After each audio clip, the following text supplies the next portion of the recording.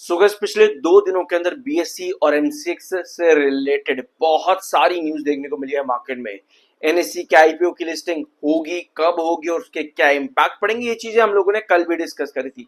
आज एनएससी को लेकर के एक और पॉसिबिलिटी मिली है मार्केट को, डिस्पाइट इसके बीएससी एमसीएक्स दोनों ने ब्रेकआउट दिया है। तो एक तरह से एक जो मार्केट में परसेप्शन है कि बीएससी एमसीएक्स दोनों के दोनों पर बहुत ज्यादा इल इफेक्ट पड़ेगा एनएससी के आईपीओ से, ये मार्केट का परसेप्शन आज के दिन पूरी तरह से टूट जाता है। क्योंकि कल भी आपके पास ये खबर आई थी, बीएससी एमसीएक्स बताया जा रहा था जेफरीज की तरफ से कि भैया दोनों में आपको गिरावट मिले क्योंकि एनएससी की लिस्टिंग से बीएससी और एमसीएक्स की मार्केट पोजीशन बिगड़ेगी। कल के इस वाली अपडेट को हमने पूरी तरह से डिस्कस किया था कि कैसे बीएससी और एमसीएक्स को अगर कुछ नुकसान होता भी है तो उसके अगेंस्ट में कैसे फायदे भी हो सकते हैं। ये सब चीजें कल हमने बीएससी और एमसीएक्स लिमिटेड दोनों के कंपैरिजन यहां पर लिए थे एनएससी के साथ में। अब ये अपडेट कल की है जिसकी वजह से बताया जाता है इतनी गिरावट। वेयर आज गिरावट के पीछे के रीजन ये खबर नहीं थी, क्योंकि अगर ये खबर है तो भैया क्या आप एनएससी की लिस्टिंग तक गिराते ही जाओगे इन दोनों कंपनी को? ऐसा तो नहीं है। तो एक सबसे बड़ा रीजन था इसका चार्ट की वजह से आपको एमसीएक्स और बीएससी में गिरावट देखने को मिली। दोनों ने अपना साइडवेज पैटर्न तोड़ा था, ठीक है। अब आज भी एक और खबर आती है और ये खबर बताती है कि एनएससी लिमिटेड का आईपीओ जो है उसकी फाइलिंग कर दी है एनएससी ने। अब जो इसकी आईपीओ इनिशियल जो है यहाँ पर फाइलिंग से यहाँ पर इनिशियल स्टार्टिंग जो आपकी होगी इस आईपीओ की एनएससी के, उसकी स्टार्टिंग सितंबर के महीने से लगभग शुरू हो जाएगी। ये खबर आज की दिन आती है, लेकिन एमसीएक्स और बीएससी दोनों इस अपडेट से आज के दिन ऊपर है भाई। तो एक तरह से मार्केट में जो परसेप्शन है ना कि एनएससी की वजह से आपका बीएससी एमसीएक्स में गिरावट, तो भैया वो परसेप्शन मार्केट में बार बार टूटता है। वो एक लोगों ने जो अपने दिमाग में चीज बना रखी है वो बार बार टूटती है लोगों के दिमाग से। अब एक खबर और मार्केट के अंदर आज के दिन आती है, इसने मार्केट की बुरी हालत करके रख दी आज के दिन। वेयर आज इस खबर के बावजूद भी मार्केट गिरा, लेकिन बीएससी एमसीएक्स दोनों ऊपर। तो डोनाल्ड ट्रंप कहता है कि भैया सीज फायर खत्म हो गया है, अब कोई मतलब नहीं बनता ईरान से बातचीत करने का, हमला कर दो अभी के अभी। तो यूएस क्या करता है, ईरान के इंपॉर्टेंट एरियाज के ऊपर अलग अलग आइलैंड्स वगैरह पे हमला करना स्टार्ट कर देता है। तो भैया ईरान भी चुप नहीं बैठेगा। ईरान ने भी यूएस के मिलिट्री बेसिस जो यहाँ पर है मिडिल ईस्ट में, जैसे बहरीन में, वहां पर अटैक कर दिया।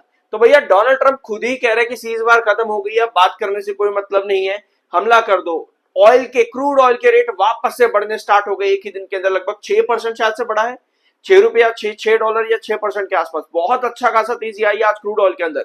तो मार्केट में भैया फिर टेंशन यहां पर दे दी डोनाल्ड ट्रंप ने ये बात कहकर कि आखिर क्या जरूरत क्या थी पता नहीं इस चीज को, पर यस मार्केट को एक बड़ी टेंशन मिली है और इसका इंपैक्ट मार्केट पर पड़ा है। बट बीएससी और एमसीएक्स दोनों आज के दिन बढ़िया रिकवरीज करके गए। 43.9 पर एमएफआई, 35.9 पर आपका आरएसआई है। अब ये समझते हैं कि भैया चलो इतना कुछ मार्केट में था, फिर कैसे तेजी यहां पर बनी, इसको समझना देखो बहुत ज्यादा जरूरी है। चार्ट ट्रेडिंग करने की यहां पर कोशिश करेंगे इस वीडियो के अंदर। सब्सक्राइब कर देना, I am NRSM certified, here is my certificate. ये है एमसीएक्स लिमिटेड का चार्ट। हम क्या करते हैं, पहले आज का और कल का चार्ट को यहां पर समझते हैं। एक बार कल के लेवल भी हम यहां पर देखें क्या पहले, क्योंकि दो इंपॉर्टेंट लेवल्स हमारे एमसीएक्स लिमिटेड के, एक बार उन दोनों लेवल्स को देख लेते हैं। 2680 और 2770, ये दो लेवल्स हम यहां पर लेकर के चलेंगे। 2680, 2770 पुराने वाले कल वाले सेशंस में और कल वाले वीडियो में डिस्कस कर रहे थे। तो 2680 ये रहा आपका और 2770, ठीक है, ये आपका बेस है, ये अभी के लिए आपका रिजेक्शन है फिलहाल के लिए। आज एमसीएक्स लिमिटेड और कल भी इनफैक्ट 2680 के बेस के नीचे ड्रॉप करता है। इस वाले तीन कैंडल्स को समझना सबसे ज्यादा जरूरी है। आपको ये बड़ी गिरावट मिली एमसीएक्स लिमिटेड के अंदर, ये वाली कैंडल कौन सी है, इस कैंडल पर नजर लगाओ। ये आपकी बुलिश एंगल्फिंग कैंडल, हम इसको कहते हैं यहाँ पर बुलिश एंगल्फिंग कैंडल। इस कैंडल में हमेशा आपको क्या चाहिए होता है, या तो आपके पास एक गैप अप ओपनिंग बन जाए या स्टॉप कैंडल। अब इसके बाद में क्या हुआ, आपके पास इस तरीके से एक डॉजी कैंडल का फॉर्मेशन आता है जो कि इस कैंडल की पूरी टेल को कवर अप कर देता है। अब उसकी अगली कैंडल जो थी ये वाली, इस डॉजी कैंडल के ऊपर की तरफ शिफ्ट होती है।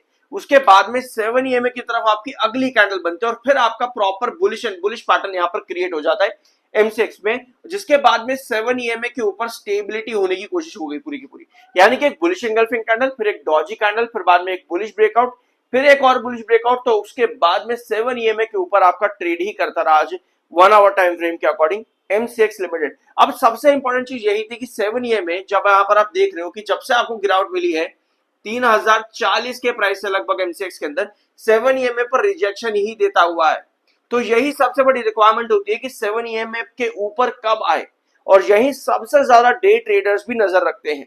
तो हम ये कह सकते हैं आज के दिन के अंदर कि 2770 आज टच नहीं हुआ है। ठीक है, पहली बात तो ये कि 2770 लगभग आज टच नहीं हुआ है, ये आपका रिजेक्शन है।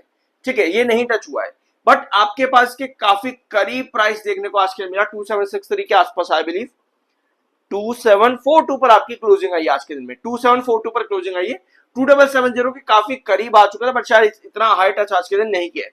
अब ये जो आज के डेली टाइम फ्रेम की पोजीशन है, ये हमको क्या इंडिकेशन दे रही है डेली टाइम फ्रेम के अंदर? ये डेली टाइम फ्रेम में आपका 7 ईएमए एक रिजेक्शन है जो कि 2775 पर आपका बना हुआ है। तो यहां पर आपको अल्टीमेटली क्या चाहिए, जिस 2770 और 2900 जिस साइडवेज कंसोलिडेशन से हम 2680 की तरफ ड्रॉप किए ना, हमको यही साइडवेज कंसोलिडेशन ऊपर के लेवल्स में वापस चाहिए। यही साइडवेज कंसोलिडेशन हमको ऊपर के लेवल्स में वापस चाहिए, यानी कि अल्टीमेटली आने वाले सेशंस के अंदर हमको वापस से एक बेस बनाना है 2770 को। ये पोजीशन आज के दिन बहुत ज्यादा शिफ्ट हुई है एमसीएक्स लिमिटेड में, डिस्पाइट इसके कि मार्केट बड़ा ही अजीब आज के दिन चला है, उसके बावजूद भी यहाँ पर पॉजिटिविटी है। तो अल्टीमेटली अगर ये पॉजिटिविटी कंटिन्यू करनी है, कहीं शॉर्टर एक्टिव ना करें 2770 पर और बेयरिश एंगल्फिंग कैंडल ना दे, तो उसके लिए भैया मुझे यहाँ पर 2770 पर बेस चाहिए होगा। लेकिन इसके बाद में ये ओवरऑल चार्ट का पैटर्न क्या फॉर्म करेगा, ये भी समझना जरूरी है, क्योंकि एमसीएक्स लिमिटेड आपका wages pattern, perpendicular breakout, perpendicular breakdown, sideways pattern, perpendicular breakdown, इस पैटर्न पर चलता है। इस सब पैटर्न्स के बीच में आपका जो है साइडवेज पैटर्न सबसे ज्यादा मैटर करता है।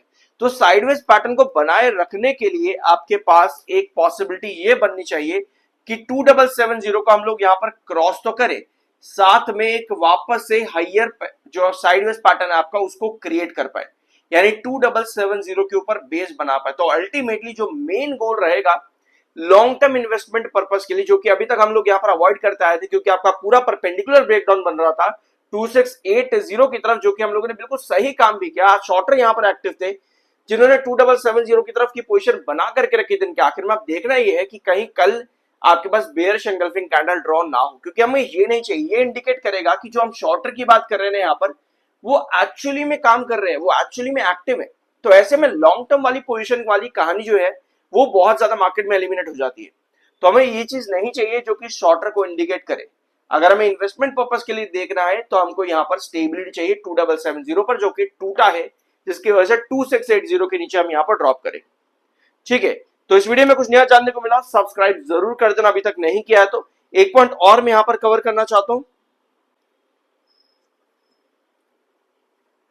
ठीक है, सो कंपनी को यहां पर इस समय जरूरतें क्या क्या है? सबसे बड़ी जरूरत कंपनी को है किसी बड़ी अपडेट की, जो कि फिलहाल के लिए कहीं ना कहीं मिसिंग नजर आती है।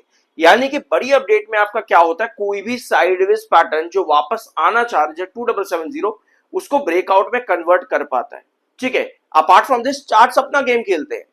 बड़े ब्रेकआउट्स के लिए हमको कॉन्जिक्यूटिव न्यूज यहां पर चाहिए होगी, जो कि फिलहाल के लिए कहीं ना कहीं मिसिंग नजर आ रही है। तो क्वार्टर 1 के रिजल्ट्स एज इट इज, जैसा हमने कल भी डिस्कस किया था कि कंपनी से एक्सपेक्टेशन ज्यादा जरूर है, लेकिन कंपनी के लिए क्वार्टर चैलेंजिंग भी रहेगा।